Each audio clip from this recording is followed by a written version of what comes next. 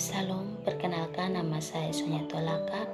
Saya mahasiswi dari Institut Agama Kristen Negeri Kupang, Prodi Pendidikan Agama Kristen kelas A semester 4. Melalui video ini, saya akan menjelaskan tentang siapa itu Allah. Menurut saya, Allah itu dapat dikatakan sebagai seorang pencipta, karena Allah lah yang menciptakan dunia dan seisinya. Dunia ini tidak akan ada tanpa seorang pencipta. Allah lah yang menciptakan semuanya. Kita harus tahu bahwa seiring berjalannya waktu, semua akan berlalu. Tetapi Tuhan yang kita sembah tidak akan pernah berubah. Allah ada dalam segala waktu dan di segala tempat, karena Allah adalah Allah yang Maha Kuasa. Allah Pencipta adalah seorang pribadi yang Maha Kuasa. Allah dalam kebijaksanaannya mengambil atau membuat sebuah keputusan untuk menciptakan alam semesta dan seisinya serta kita manusia. Hal ini menunjukkan bahwa Allah adalah sang pribadi yang berpikir dan membuat keputusan. Yang kedua, Allah adalah seorang penolong atau penyelamat yang sejati. Contoh yang sangat sederhana yaitu ketika kita terjebak dalam situasi atau dalam keadaan yang hampir membuat kita berputus asa, disitulah Allah menunjukkan pertolongannya bagi kita, di mana Allah datang dan membantu kita melalui seseorang untuk menyelesaikan persoalan yang sedang kita hadapi. Contoh lainnya yaitu ketika Allah mengorbankan anaknya yaitu Yesus Kristus untuk mati di atas kayu salib demi menebus dosa kita manusia.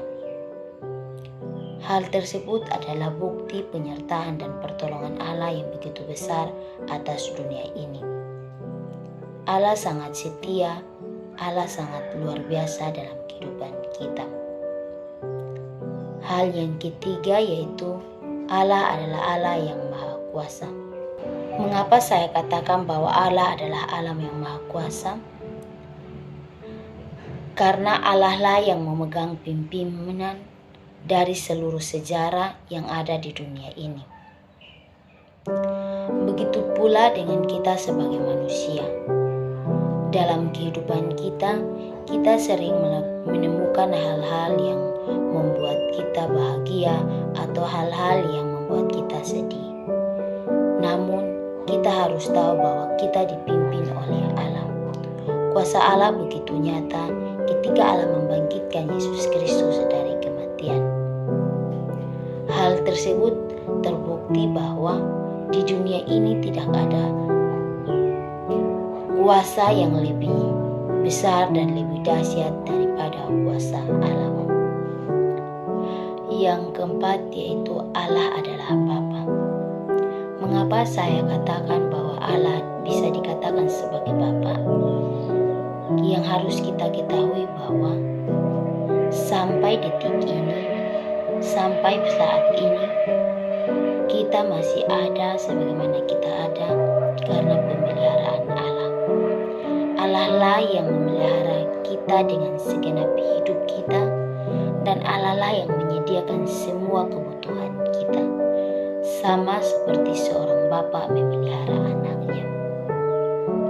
Allah juga dikatakan sebagai seorang bapa karena Allah memiliki 3 pribadi, yaitu Allah Bapa, Allah Anak, dan Allah Roh Kudus. Allah lah yang menyertai kita, Allah lah yang memelihara setiap kehidupan kita. Tetapi kita harus tahu Dan kita harus belajar untuk tidak khawatir ataupun takut akan hari esok, karena Allah akan menyediakan semuanya.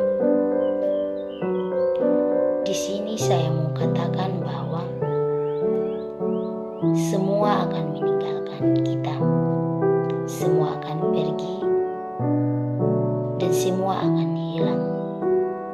Tetapi Allah tidak akan pernah hilang, Allah tidak akan pernah meninggalkan kita dalam kondisi apapun. Allah akan selalu ada, karena kita adalah anak-anak Allah. Allah menciptakan kita, dan Allah lah yang akan memelihara kita. Karena itu, saya pribadi, saya sangat bangga memiliki Allah. Karena sampai saat ini, saya masih ada karena Allah. Bahkan teman ataupun keluarga akan meninggalkan saya, tapi saya percaya Allah tidak akan pernah meninggalkan saya, karena Allah adalah Bapa saya dan saya adalah anaknya. Sekian dari penjelasan saya, kiranya bermanfaat. Shalom.